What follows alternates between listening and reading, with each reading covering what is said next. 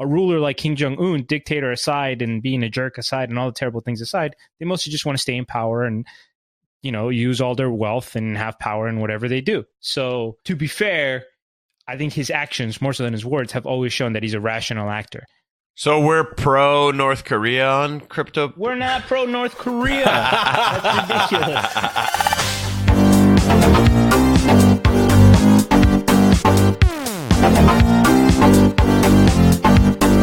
Hello, everybody, and welcome to Flagship Friday. It's the Crypto Basic Podcast coming at you. We have everybody back in the building. We got Brent Philbin, that's me, and I'm joined by Karim Baruche back from his travels. Yay, I missed you guys. And Adam Levy back from his episode that he was on 3 days ago that I forgot to introduce. There you go. Hello. Yeah, but back from Vancouver where I was for podcasting. Oh, yeah, you were kind of traveling too. Vancouver's Yeah, you were in. Cool. Yeah, it is. It's Man. nice. All right, so just so everybody knows, this is Flagship Friday. Flagship Fridays are episodes where we talk about news, goings on, current events, everything that happened in the previous week. We were founded as a place to give the crypto community a place to learn about their favorite projects from a perspective that wasn't required technical knowledge or any deep understanding of mathematics. We always keep it basic up in here. So, Today Brent, does that is mean our that... 74th. Oh, sorry, man. Damn, man. Can I finish? Let me finish. Okay, I'm sorry. I didn't know you were still answering. I'm sorry. Today's our 74th flagship in a row. We've never missed a Friday since we started over a year and a quarter. We're still keeping it basic. Now I'm done. I'm done for reals. All right, so Brent, what? Okay, now I'm just trolling Karim. No, it's okay because I was just trying to troll Brent. I was going to ask him when he was explaining what the Flagship Friday is all about. I would say an example of that would be if Ethereum Classic would have changed their name, that would be crypto news about our favorite projects that we would announce during a Flagship Friday. Is that correct, Brent? Is that an yes, example? we would. If Ethereum Classic had changed their name, we would have announced it during a Flagship Friday, yes. Uh-oh. And as Degenerate Brahmin pointed out on Discord, Ethereum Classic has not Jesus changed Christ. their name. Have they, Brent? No. Why don't we catch up the Did audience? we actually bet anything on that? Yes. I just went back to listen to it before the episode started. Oh my God, you actually listened to it? Of course. Once I saw that, went back, listened to the episode, the bet to catch everybody up during our Ethereum Classic 101. Brent predicted that Ethereum Classic would change their name by a full year's time. The bet that we made, actually, we were kind of pretty vague on the terms, but we said we'll just make it a humiliation bet that the audience chooses. Sounds to me like I should just let people like the Degenerate Brahmin himself brainstorm a little bit about what you should get for pretending like you knew what the future is going to bring without evidence. I went back to listen to it to remember why it was that we made that bet. And your main argument just seemed to be like, oh, well, it's just dumb with another Ethereum out there. They'll change their name. So I still think that there is a chance they'll change their name in the future. A year was, knowing what I know now, a year was a pretty tight roadmap situation. And we like to brag when I'm right, but also people do love to rag on me when I'm wrong. Specifically Karim and apparently Degenerate Brahmin. So nobody's counting, but I just want to point out that this is the first official conclusion of a Crypto Basic bet, which I guess I'm the winner of. I didn't choose to win. The win chose me. And then our previous contest, which you guys also came up with, the stock picking contest, I was the least loser, the smallest loser. So 2 championships for Crypto Basic, 2 victories for Karim. For what it's worth, on, I think no, we can't, because I do think that Brent is right. I don't think that a coin can just exist as Ethereum Classic for freaking ever. It's actually kind of ridiculous that they still exist as Ethereum Classic, because unfortunately, the people that are adopting coins now do not give a shit whether it's the first Ethereum or not, or the second Ethereum. They just know that Ethereum is like the most known one, and people coming into it are not gonna really care about that whole thing that happened with the DAO years ago. Maybe they should just have something that's like, maybe they should just call them something that at least says it, like immutable. I don't know, immute coin.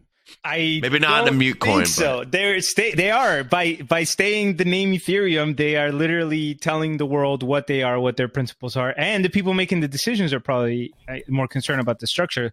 It sounds like you guys want to make another bet, which we can discuss separately from Brent's punishment. I mean, it would be a 3-year span. But the thing is that what's going to happen is that there's going to be a marketing team that goes in and be like, hey, listen, you guys need to change it. And then Ethereum Classic guys are going to be like, no, we're Ethereum Classic. And the marketing team just be like, all right, you're not going to, like, good luck. And eventually they might come around. But I just think that's going to happen. Okay, I see Brent's influence in my defense on Adam here with the fantasies of predicting future marketing management interactions. Ethereum Classic is a name that makes sense. You guys are crazy. Go ahead, Brent. Defend yourself. In my defense, Anthony did say that they have looked at rebranding a lot of different times. He thinks it will eventually happen, but he thought that there was no way it would happen within a year. I remember him saying that right when we did that episode. I mean, a year seems like a bad bet, but especially when it's in the midst of like a pretty bad bear market. Listen, I've made some stupid bets in my life. I made a bet that there would be a Magic the Gathering Grand Prix in Cuba within 5 years. I lost that bet. He also had Ethereum overtaking Bitcoin by this year, I thought. I did. That was pretty stupid. That was the crypto I'm about to have bet. to pay up on a shitty bet that I made where I thought that Apex was going to beat Fortnite as with Twitch viewers. But ooh.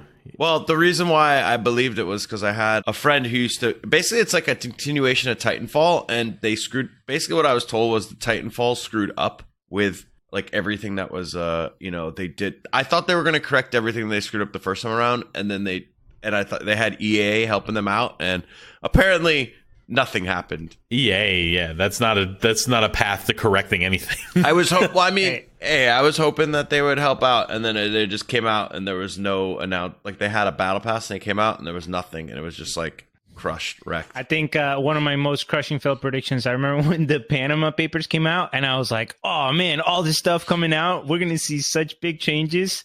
Nothing happened anywhere. It was just like another news story. Yeah. Anyway, you guys want to get into some crypto news? Yeah, we should probably talk about crypto. Wait, this is a crypto show? Are you sure? I thought this was a betting show. No, well, we have to we talked about bullshit way before we did anything to do with crypto. So why don't we go straight to our rapid fire section? Yeah, let's do it.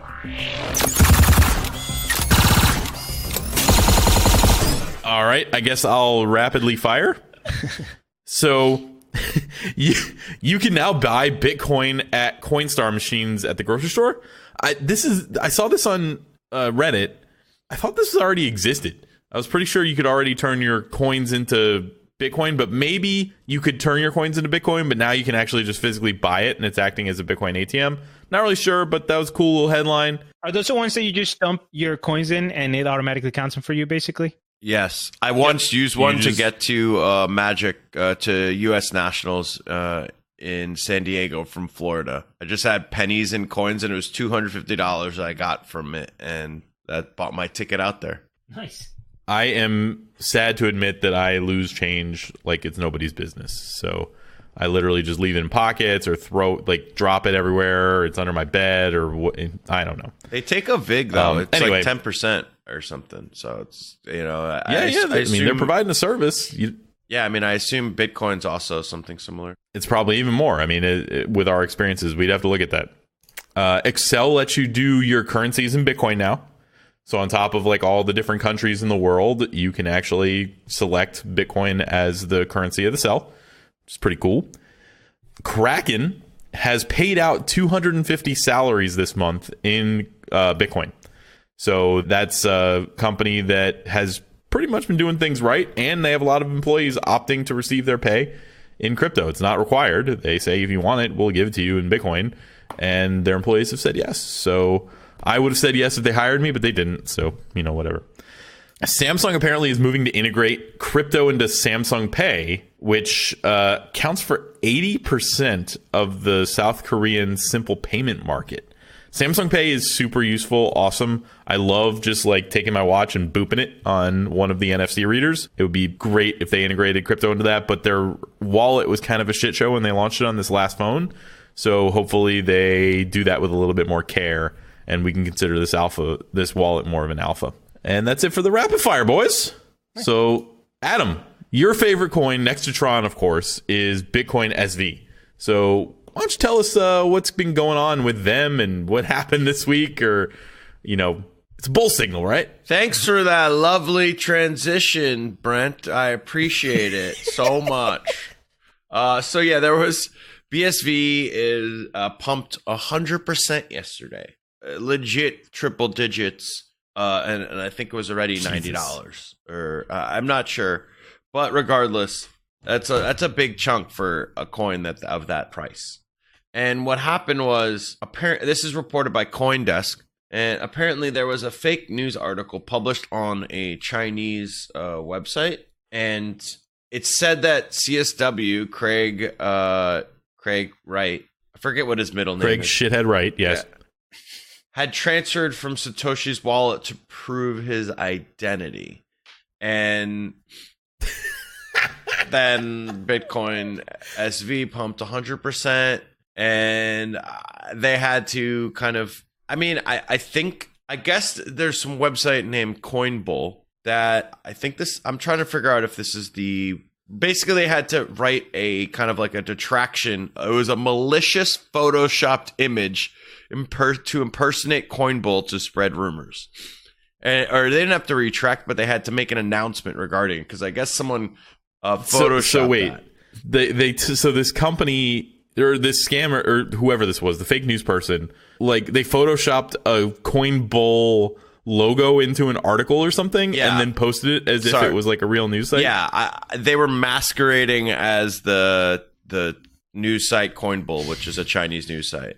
Jesus. And first of all, I've never heard of CoinBull. Maybe they are big. I don't know, because obviously I'm not in China. But it sounds to me like they said they did some dumb shit, and they're like, "Oh, what am I gonna do? I don't know. Just say it wasn't you." All right. And they called me red-handed, saying Craig Wright was. I see what you did there, Brent. Yeah, nice. I mean, yeah, you're that's definitely some possibility as well. I don't really know. It was a shit show yesterday. And I just strongly advise you to not deal with this type of situation by just not having Bitcoin SV, contrary to what Brent said. And also to continue this story, because there's always stuff about Bitcoin SV in the damn news, or actually Craig Wright. So apparently someone named this, and this I think is just new today. So Wei Lu has filed a copyright claim for the Bitcoin white paper with the U.S. Copyright Office, which is kind of hilarious because until last week, I didn't even know the U.S. had an office for copywriting. Like I did, but like can't remember the last time I've heard anything regarding it. And I've heard so much about the Copyright Office in the past week and no idea who he is, but I guess this is just kind of the muddy the waters with Craig Wright. And to complicate things a little bit, maybe to make the Copyright Office just say, maybe not. Yeah, well, it's important to have a competing claim out there, I guess. Copyright Office has already said like that it's not recognizing it or whatever. They don't do any research. Like we figured that out in the last couple episodes. They just like, if you file a claim, okay, the claim was filed. That's all they do. They just stamp it and say the claim was filed. They don't actually try to like challenge or anything. And I threw a little link into this from that I found in like a random article. I didn't even know this place existed. StopCraigWright.com/evidence is the coolest thing I've ever seen. So we always talk about the dumb shit that Craig Wright has done, or like the things that he's done that are scammy. There is even more than I thought. There's even more than I knew about. If you go to this site, they have links to all of the fucking scammy shit that he's done. We're talking like 50, 60 links in here. Up to and including Craig Wright lied about owning Mt. Gox's Bitcoin. He said he had it, apparently, at that point. He claimed to have a couple of doctorates, but he doesn't have them. Like, all these... It's amazing. Go check it out. StopCraigWright.com/evidence. And these are just factual links to things that he's done forget what we don't know or what's conjecture. This is like legit stuff that can be proved about this guy. And they have a bunch of links here, bad. Brent, to a bunch of experts like, Charlie Lee and Vitalik and Paul Storrs. They have a bunch of names here, and it's all links to experts in blockchain kind of calling him a fraud, which is obviously huge when, the people who are really the leading voices in the community. He had a 22-page long LinkedIn profile. It says deleted CSW LinkedIn page. 22 pages long. What the hell? Oh my God. Yeah, it just keeps going and going. I mean, this is such an what the fuck? This is so elaborate. So, wow. Yeah, it's just a never-ending CV. Yeah, I mean, even having a 2-page made up shit. A 2-page LinkedIn seems like a lot. And the last thing regarding Bitcoin SV, and then we can thankfully move on, is Bitcoin SV miners earned $57.41 in transaction fees 2 days ago. And then this is a tweet from someone named Kevin Rook, and it says a minimum wage job at McDonald's working 8 hours is $58. So yeah, just think about that. So if you click on the tweet, the first reply is that an average across all miners? Wow. As in like, wow, all the miners combined are making that much per person? And he's like, no, that's the entirety of all of it split amongst all the miners. So it was $58 divided by however many miners exist and are mining. That's how much they made. Yikes. I don't know what it would be on Bitcoin. I mean, I have no real clue, but I'm sure it's more than $58 in a day. Cool. And all right, that's our Bitcoin SV portion of the show. Maybe we should get a little Matos scam alert up there. Yeah, let's get that scam drop up in here. No. That's a scam. Let's talk about the next topic with IOTA and what they're doing. Before you get started, I'm excited to hear this because this has been an issue with IOTA from the very beginning. I didn't run across this story, but it says here you're going to talk about them trying to finally remove the coordinator. That sounds like a big deal. Yeah. So here's what I'm going to actually say. We're going to need an entire episode on it. So let's do just a quick recap, basically. Okay. The coordinator is something that is completely centralized that had to be built into the IOTA code to keep the network from falling apart, basically. That's the quick explain like I'm 5 version. But the way their consensus algorithm worked, until they had a lot of people using that network, they needed a centralized piece of technology that they did not open source. Now, they eventually did open source it a little bit, but still parts of it were they couldn't, because if they open sourced it, then it would be like apparently able to be attacked. So we've been super critical of this since we covered IOTA the first time for a couple of different reasons. One, we don't like giant points of centralization in what should be a decentralized platform. And two, we don't like giant points of centralization with people that have already shown that they're kind of egotistical and prone to emotional outbursts. And Brent, one more issue that we had with the coordinator was that by their own expectations that they set out, they passed through the original timelines for when they said that the coordinator was going to be removed. So it wasn't just, critique of the project as a whole, but even by their own standards, once they crossed that threshold, it was fair for the community to start saying, okay, well, you guys said it'd be gone by now, and it's not, so clearly you had your hands more full than you thought. However, this is not uncommon. We've seen this with a lot of projects. So we've seen it with a lot of projects, and we also have been wary of it when it comes to giving up power, so to speak, right? So they've blown past multiple different estimations. I mean, they've been estimating it's going to be gone since like 2017, and they've gone on and on. So they finally released an entire white paper on how they're going to get rid of the coordinator. They haven't done it yet. They're specifically showing that how they're going to get rid of it. And the way that they've decided to get rid of it is a completely different consensus algorithm.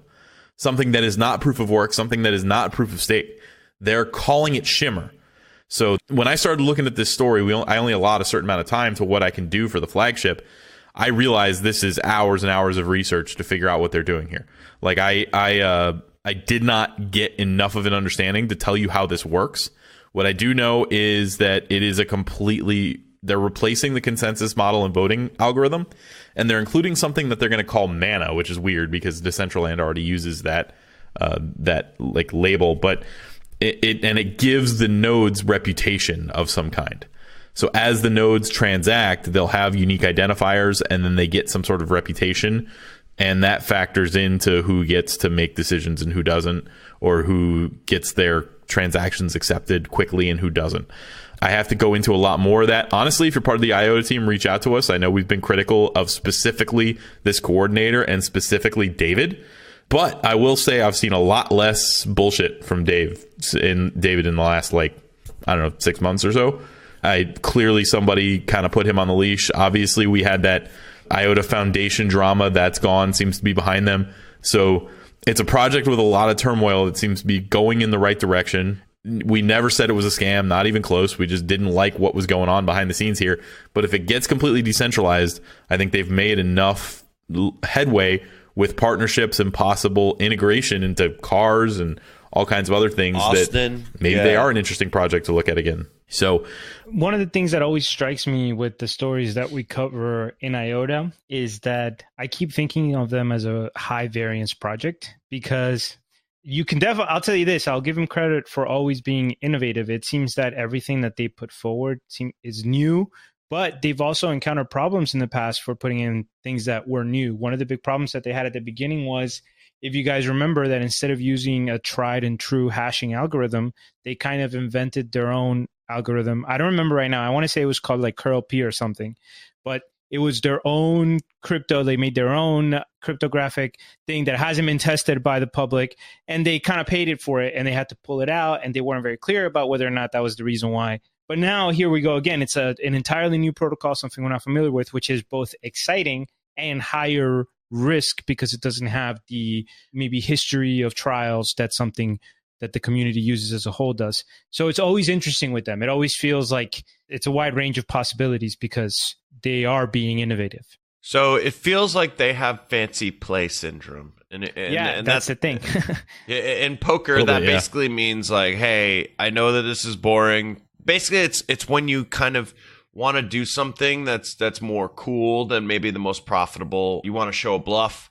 You want to do certain things that are just unnecessary to make you the most money. You know, they're just like, you know, they're making the most money might not be glamorous. Making the fancy play is, and that's more fun. But it's also maybe not the right decision. And this just seems like Shimmer, Mana, Tangle. Why, you know, it just seems... Why do they have to be so different? I don't know. Well, I'm curious about their design or their team. But this is where we have to be. I think this is why it's difficult to evaluate it, because sometimes it is a tightrope between fancy play syndrome and actually pushing things to their potential, right? So I am skeptical of IOTA always going out and create, like, for example, making their own crypto when that's such a standard not to do, quote unquote. But at the same time, we don't want to create an environment where people aren't taking risks and actually creating new things. And sometimes the most successful people and the genius and all, you know, the real people who push things forward were taking the risk that they were going to overshoot. And it's really tough to tell sometimes with these projects where on that tightrope they are, because it's not a wide line, you know?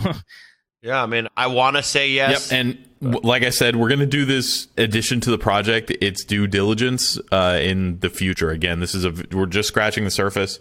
I didn't even get an actual date, so I think this is a plan more so than a date. So it could be just another roadmap thing that they keep not hitting, which would, you know, be another knock on it if it happened. But at the same time, it looked pretty cool. So if you happen to be a member of the IOTA team or you know somebody, probably that isn't David, because I don't want him to yell at me. You know what? No, I'll have him on the show. Even if David reaches out to us, we'll have somebody from IOTA on the show if they happen to come. So let us know. Really? Even if it's the main person in IOTA, you will accept? You're so kind. No, I'm just worried, man. Like, think about, you guys are always like shitting on me, and you're like, oh yeah, you're wrong. What if David gets on here and he's already like a professional shitter and he just goes. Professional It could shitter. be like immovable object, unstoppable force. As long as you're an honest actor and you explain why your critiques were coming from where, you'd be fine, especially with that charisma. Yeah, I'm so charismatic. Oh, All right, well, this was great. I think it's time. What's it time for? Crypto around the world. Attention please. This is the final call.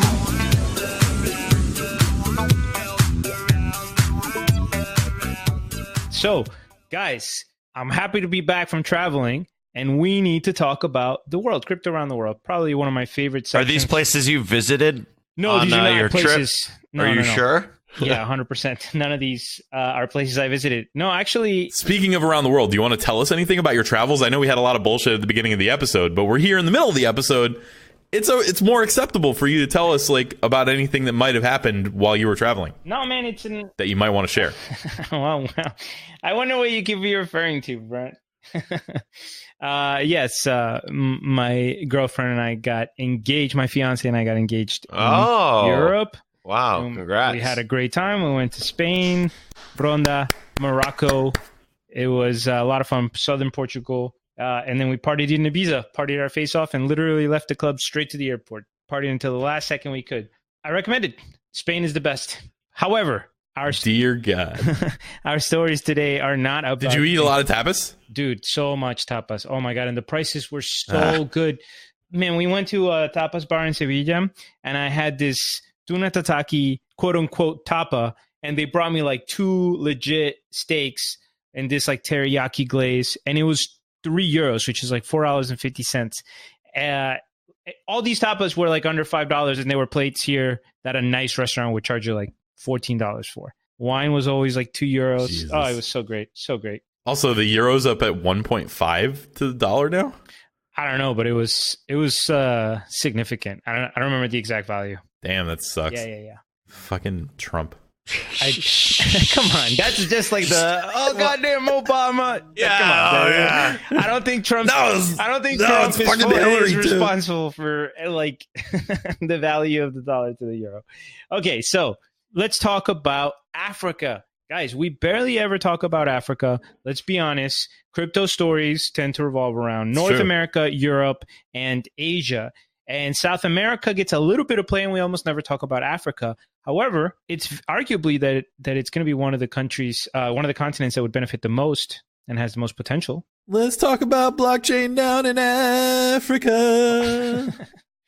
Is that a South Park reference? Or no? No, Oh that's no, Toto. it's the Toto. Toto Oh, Africa. man. I just assume everything that Brent makes is a South Park reference. But yeah, That's not a bad Do assumption. you know Toto's randomly one of the most popular songs on YouTube? And I think it's because a lot of like the youngins, they just really took to that song, and it just became kind of a meme. That's cool. Yeah, all right. Oppa Gangnam Style gets like a bajillion views. I don't know. But let's talk about Zimbabwe. Guys, all this recent cryptocurrency activity apparently spooked the central bank of Zimbabwe, who said that they've been getting a lot of interest, a lot of inquiries from different people about cryptocurrency and blockchain in general. And they said they issued a statement letting everybody know that, I'm sorry, and we're talking about, I jumped to Zimbabwe. We're talking about Malawi. Sorry, guys, I was jumping down a little bit. I was like, what? So what's funny, I just want get to Zimbabwe. The outline said Malawi, and I was like, wait, is that a city in Zimbabwe? I'm like, I don't want to say anything because then I'm going to sound ignorant. No. I was trying so hard to get to the story that I kept scrolling down, and then I jumped right to the middle of it. So we start our African journey in Malawi, the country of Malawi, which is, of course, not inside the country of Zimbabwe. So the Central Bank of Malawi has been getting all this cryptocurrency interest, and they issued a statement letting everybody know that cryptocurrency is not legal tender, that they recognize that cryptocurrency is being used to buy and sell goods on the internet, but they're basically telling people to stay away from it, to tell investors to stay away from cryptocurrency businesses. They even talk about to watch out for their intentions. So, it was just kind of a side story about one of the central banks responding, but it kind of led through a little exploration of how different African countries are managing the situation. So now we actually go to Zimbabwe. There's Zimbabwe. Okay. Their central bank had a very similar response to Malawi. They actually banned cryptocurrency completely in May. By September, though, this is where it gets interesting.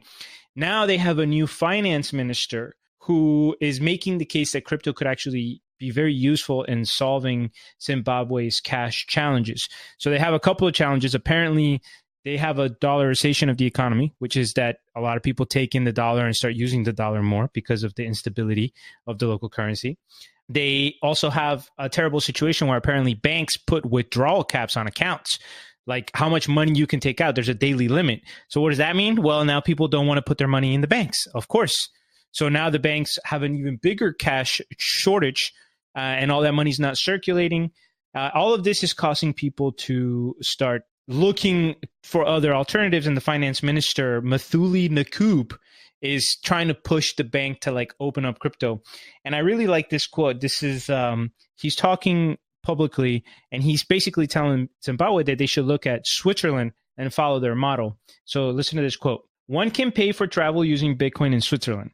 So if these countries can see value in this and where it's headed, we should also pay attention. We have innovative youngsters, so the idea shouldn't be to stop it and say, don't do this, but rather that the regulators should invest in catching up with them and find ways to understand it so that then you can regulate it because you understand it. Whoa, kind of talking sense. Wow, look at that perspective from a politician. How, boy, mind blown. Has your mind not exploded that somebody actually thinks they should understand what they're regulating? It's crazy. Why would you want to understand it? What is wrong with you? So we'll see how that plays out, but then we see the different perspectives there in Zimbabwe. Now let's go to the biggest economic powerhouse in Africa, which is South Africa. And they have taken a different route. They've been a little bit more receptive, just a little bit. And their central bank is actually testing out blockchain. And they created something called Project Coca.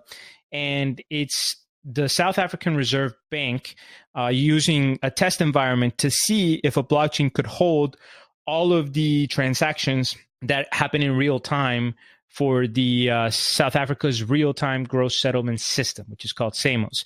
That's 70,000 transactions in about 75 minutes or so.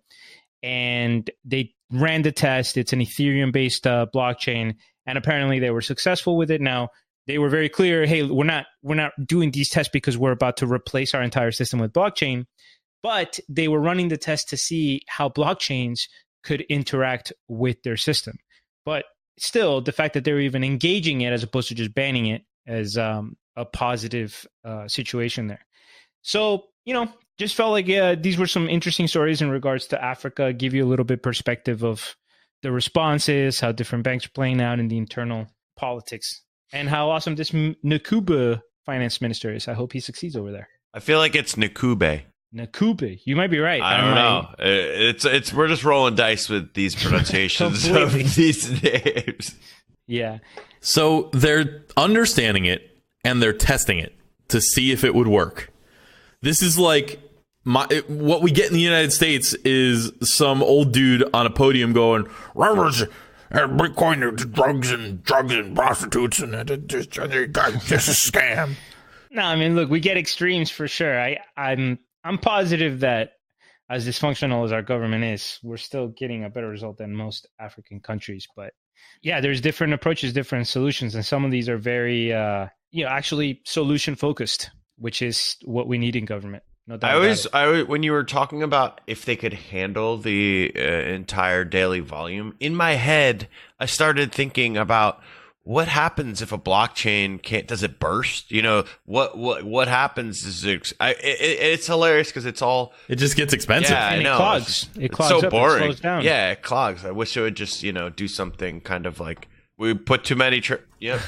It's at capacity, and then it just like does something fucking dramatic. But no, because it's all. I mean, this is all in our computers, which is it's just crazy. It's just like something boring. Just slows down.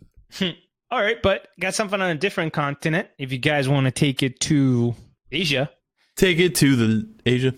Wow, Brent, you're gonna be able to make a song out of everything. Well, you could have tried to bring in Toto there as well for 8, but it doesn't. Yeah, I don't know 3 syllables. Nope. Well, guys, I got some news for you. Apparently, if there's a cryptocurrency hack, there may be a good chance that the North Koreans are involved. This, according to a senior FBI agent. So here's the story from the Korea Herald. They say that at an event that is organized by a think tank, the Tonya Ugortes, who is the deputy assistant director of the FBI, told a conference that the U.S. sanctions imposed on North Korea has pushed the North Korean government to engage in cryptocurrency-based attacks and hacks. So it is suspected that North Korea was responsible for the WannaCry virus of 2017, and apparently they're also doing a lot of targeted attacks on South Korean exchanges. And there's been also reports that some other countries that suffer from U.S. sanctions, like Venezuela or Russia, have basically looked at the cryptocurrency world as a way to, evade sanctions or be involved with it. But specifically in the case of North Korea, at least according to the FBI, in this case, that's why we see entry into the hacking world. So I think every time we hear hacking stories, we always think of just like hacking groups or petty theft or whatever. And we forget that oftentimes it's going to be state actors. I'm going to give a little bit of credit here to KJU over there in North Korea. He's being innovative. He realizes that maybe his military can't really stand up to anybody, so he's going to start attacking people somewhere else and messing with blockchains. Now, it's interesting to watch the dichotomy of rationality and complete psychosis that it looks like spews out of him, and you don't know which way he's going to go.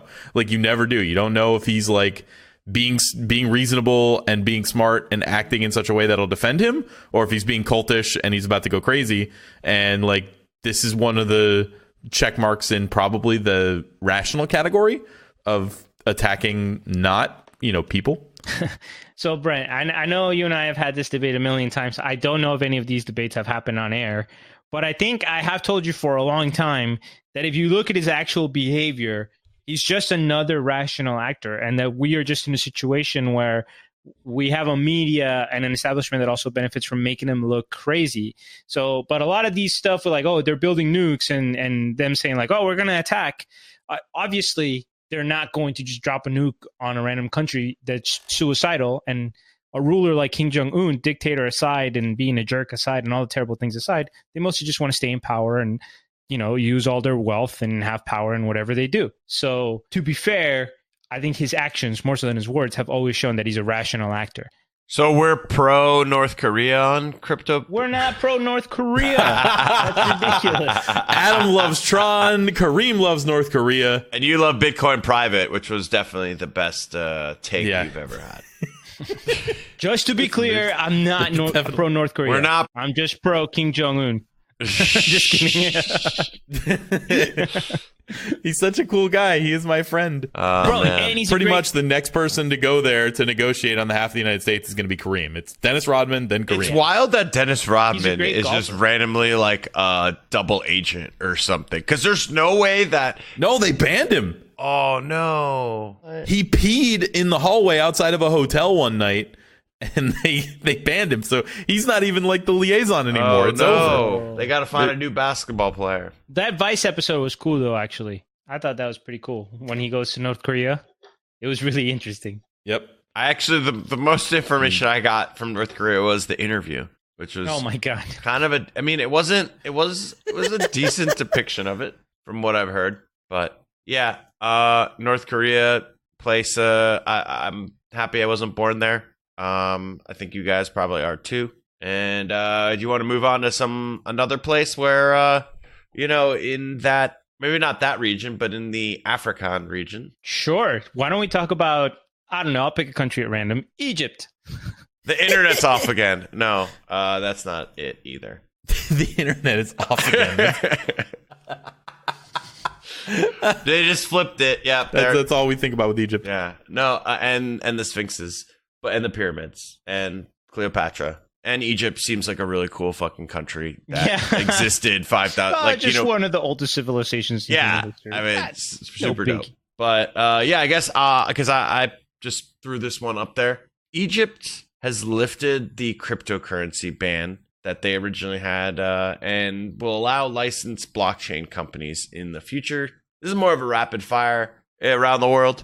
I just thought this one was kind of pretty cool that, Egypt is starting to change their stance as well. Honestly, it feels as though Africa is just a little behind, and I guess the Middle East can be lumped in with Africa, but it feels like the African continent is a little behind every other continent in regards to blockchain. So the fact that there are certain countries that are saying, "Oh, wait, no, we don't like it," and then certain, it just seems about right. And it'll be cool when Africa, a lot of the African countries really get on board, though, because I think that'll really help them become a lot more advanced, especially when it's such a great alternative. Yeah.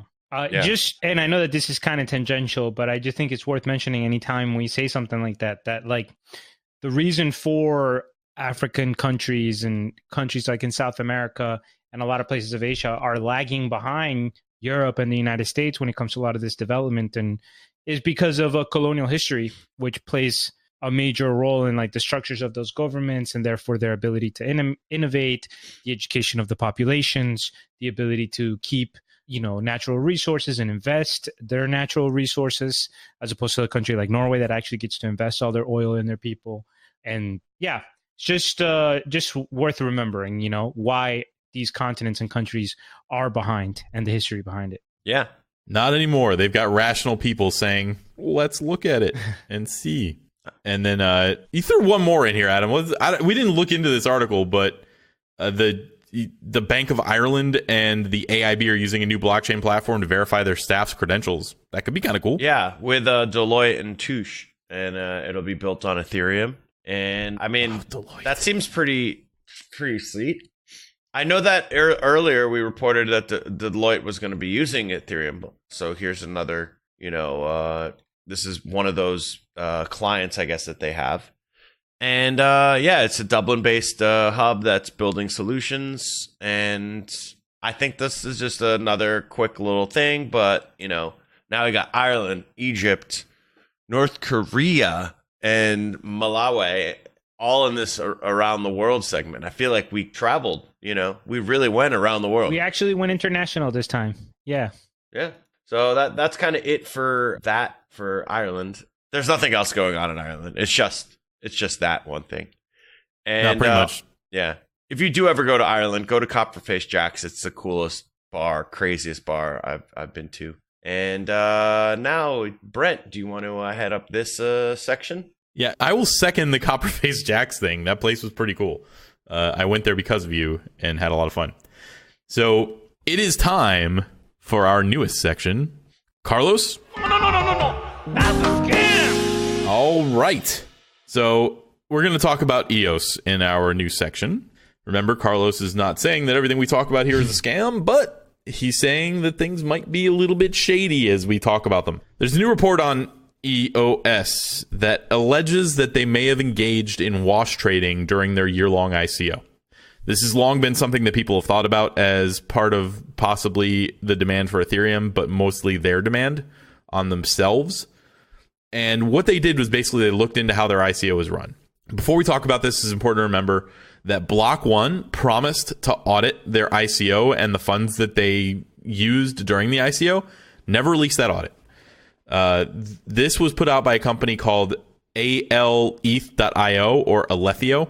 They are an Ethereum data analytics firm. They're part of Consensus.